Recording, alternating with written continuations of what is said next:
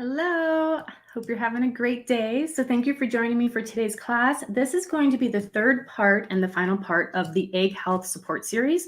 So the last two classes were about helping to prepare your body to support your egg health, helping to protect the health of your eggs. And now we're going to be talking about how to nourish your eggs, your body for healthy eggs.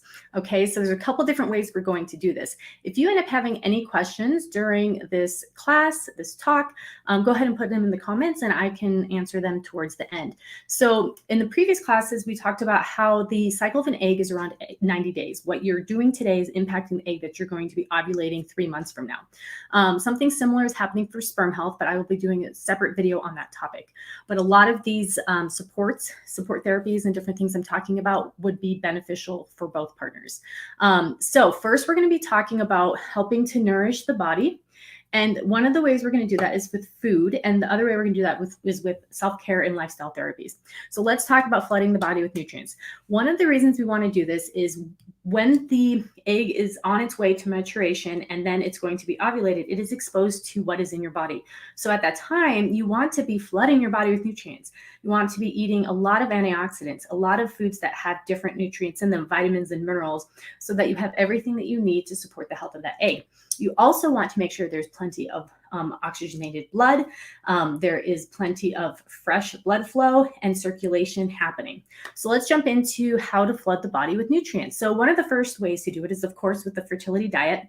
And this is important because the fertility diet, let me just close this. The fertility diet supplies a wide variety of nutrients. So if you're focusing on a whole food diet that has a lot of different varied ingredients, so it's got fruits, it's got vegetables, whole grains, nuts and seeds, and meats that are grass-fed or organic, that is going to supply you with all the nutrients that you are going to need to help to support yourself. I mean, you're going to have to take supplements and stuff, but that's going to be a varied diet. So one of the ways to eat a fertility diet is to make sure you're eating as many whole foods as possible. Now, a couple of people, this past week I've been talking about diet a lot. So a couple of people reached out and they were mentioning, they're like, how do I start eating a fertility diet? I find healthy foods hard to eat, or I don't have enough time, or I'm not sure where to get started. So here's a couple tips on how to start moving towards a healthy fertility diet. Now, understand this may not happen overnight. I would suggest to focus more on adding instead of trying to cut out and say, I can't have this, I can't have that. I would like to hear more often, I can have this. Ooh, I make sure to have that. Because that's going to psychologically, that's going to be healthier for you. And we want sustainable long-term change, not you going cold turkey and going crazy for 2 weeks and then just going back, because that's how you're going to get the results, right? We're in this for the long haul. We want a healthy, we want you to conceive, but we want a healthy pregnancy and a healthy baby as well. Okay, so one of the first ways is I love to suggest for people to start with fertility smoothies. They are very easy to make. You just need a blender, you need fruit, you need the ingredients, but they're super easy and they're very tasty. Smoothies are, I don't know anyone who doesn't like the taste of the smoothie if you make it right. So a good way to get started with that is with my 10-day fertility smoothie challenge. It's totally free. You can go to fertilitysmoothie.com and sign up for it. What you'll get when you sign up for that is you're going to get a starter email that has all the ingredients you need to go to the store and get. And then each day of the challenge, there will be a recipe that is emailed to you. So you can do the challenge step by step. And I teach you all kinds of things, how to make fertility smoothies, as well as smoothie bowls and green smoothies, and kind of some outside of the box things that a lot of people don't consider to use their blender for. So fertility smoothie challenge. Another great way is juicing. Yes, this is another piece of equipment, but the thing I love about juicing is it doesn't take very much time to do, and you're able to get a concentrated amount of vegetables and a little bit of fruit in your juice. Now, I find most people don't eat enough vegetables. It happens, I totally get it, but juicing allows you to get a lot more. So for instance, like if you're having beet juice, you're going to have a lot more beet juice and eat a lot more beets than you would in a chewing situation, like on a normal plate. So juicing allows you to get a concentrated amount of those nutrients. The next way that you could begin eating a fertility diet and to kind of jumpstart that process is the 21-day fertility diet challenge. Now that challenge focuses completely on adding 5 specific things. It does not focus on all cutting out A, B, or C. You add these 5 things to your current diet. And what happens over a period of time of about 2 weeks, you start to see your taste buds begin to change, which is super exciting. You'll start to see you have more energy. Your skin will start changing. All kinds of these like quick feedbacks will really motivate you to continue. And then at the end of those 2 weeks, your taste buds have changed. So continuing this way of eating actually becomes very easy. Okay, so those are ways to get started on the fertility diet. The next way to flood the body with nutrients is to include fertility superfoods. This is another reason I love smoothies, is because you can put superfoods in them very easily. But the main ones I like to focus on, there's so many because it's like a buzzword, right? You're like, great, superfoods. You hear that so much, but these are specific for fertility, and they are foods that have an added benefit to them beyond having nutrients, or they have a lot of nutrients per serving. So for instance, maca is one of my favorite fertility superfoods. It's very supportive of the endocrine system. This is great for both men and women. Royal jelly is another one. This is very nutrient dense, very high in B vitamins. Fertility greens, a great way to make sure you're getting greens into your diet. And then that's part of the 21-day fertility diet challenge. And then goji juice. Goji is extremely high in antioxidants and nutrients that help to help with inflammation. So those are the superfoods that I absolutely love, especially as it pertains to egg health. So we talked about flooding the body with nutrients. Now we're going to talk about increasing circulation. So this is important because as a culture, as a people, we're sedentary. I'm sitting down right now. I sit at my desk working. We drive everywhere. Compared to 100 years ago or 1,000 years ago, we're sedentary.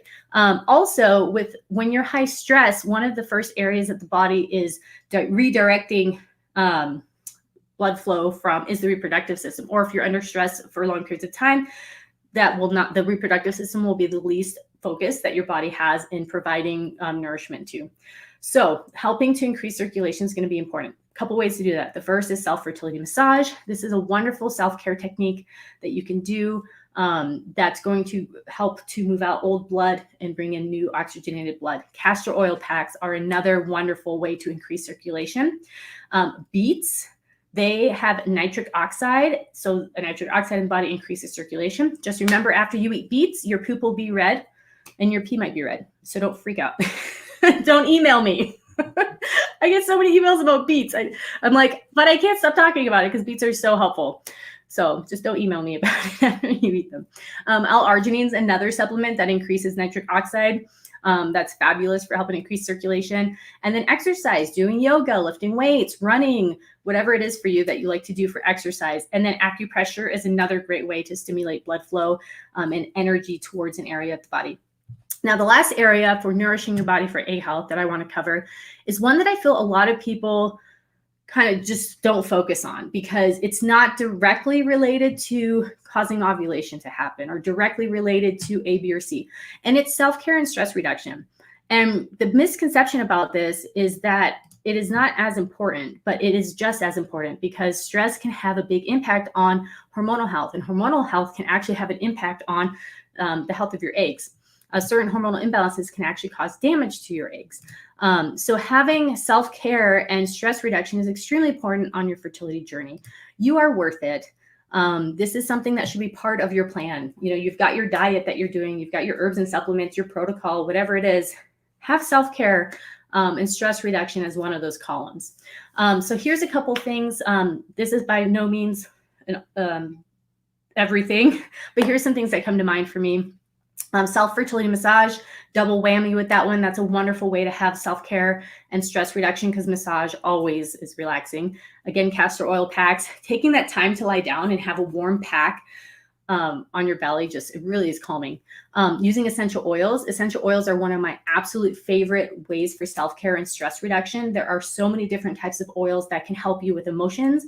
It can help you with direct stress that is happening. It can help you get over past trauma, past issues. There's so much help from essential oils. I have the 2 new methods coming out. They're not quite ready yet, but I have the drop cycle method coming out and oil tapping. The drop cycle method is a way of using essential oils to help support hormonal health. And the oil tapping is going to be a way to help with emotional health on the fertility journey, because I don't know of any fertility journey that does not include some type of emotional experience or roller coaster. So those tools will be ready to you hopefully in December. Another way that I love for self-care and stress reduction is baths, hot baths. That's some of my go-tos. Another go-to for me is exercise. It really, really helps me. So maybe try that. I know some people like meditation, yoga. And also therapy. Therapy is amazing. It's a wonderful tool, and it's something that's for everyone. I know a lot of people can't necessarily make appointments right now, but there's actually online therapists that you can work with. And having a professional be able to hear you out and really support you as you're working through different emotions and things that you're experiencing on your fertility journey can be such a gift. So I would just suggest having some type of go-to morning ritual and evening ritual.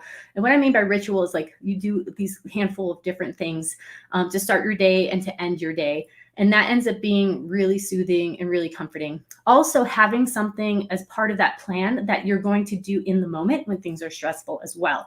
That could be, again, using some type of essential oil, oil tapping. Those are all things that you can do in the moment that can help take you from a 10 down to a 4. And they're absolutely amazing. They work almost instantly. So those are my suggestions. Those are the ways that you can help to nourish your body for egg health. And again, we have lots of resources on the website. Feel free to reach out to us. We can help direct you to an article or a guide. But that wraps up the series for supporting egg health. You could also go to www.egghealthtips.com. And what that will do is it'll give you a whole checklist of all the different things that we covered and kind of like do this, do this, do this. So that if you feel like you might have missed something in one of these talks, you can just go there and download that. I also talk about each of these categories in an email series that I'll be sending out to you when you sign up there for that to get additional support. So I hope you guys found this topic helpful. I would love to know if what you're doing, if you're going to take on any of these. Are you doing the whole thing? What part of these spoke to you? What part of these have you tried or are you doing? I just love to hear about what's going on for you. So I'll just stay on here for a couple of minutes to answer some questions. Taylor's saying, thanks so much for the informative info. Doing IVF next month. Awesome. That must be so exciting. Is it good to take a prenatal vitamin before trying to conceive? Yes. Taking some type of whole food multivitamin or prenatal is excellent. One of the main reasons is you need folate in your body before you can even detect a pregnancy, because the stage that a child is developing at that time, it needs folate. And all that's happening before you even can have a positive pregnancy test. Tapu is saying, I did the fertility cleanse and stopped consuming meat 2 years ago and added exercise. The website again for the fertility smoothie is fertilitysmoothie.com. Would I still recommend fruits high in sugar for women with insulin resistance? I don't, but there's a lot of different fruits that you can actually use in smoothies when you're experiencing PCOS. Like a lot of berries are extremely low in fruit. Acai berry is going to be your best friend. That is a berry that has no sugar and is high in essential fatty acids, but it has that fruity taste to it. You could also focus more on smoothies that are going to be a little bit more nut-based or a little bit more fat-based, but you can definitely still do the smoothies. Tapu's asking about fibroids and cysts. That's going to be a different topic. Supplements to add for women over 40. So check out egghealthtips.com. That will go over all of that. Okay, great. Well, thank you guys so much for joining me. I hope you have a wonderful week, and we will be coming on Friday to do a Q&A on fertility, diet, and egg health. So join me then if you'd like, and I'll see you all again soon. Bye.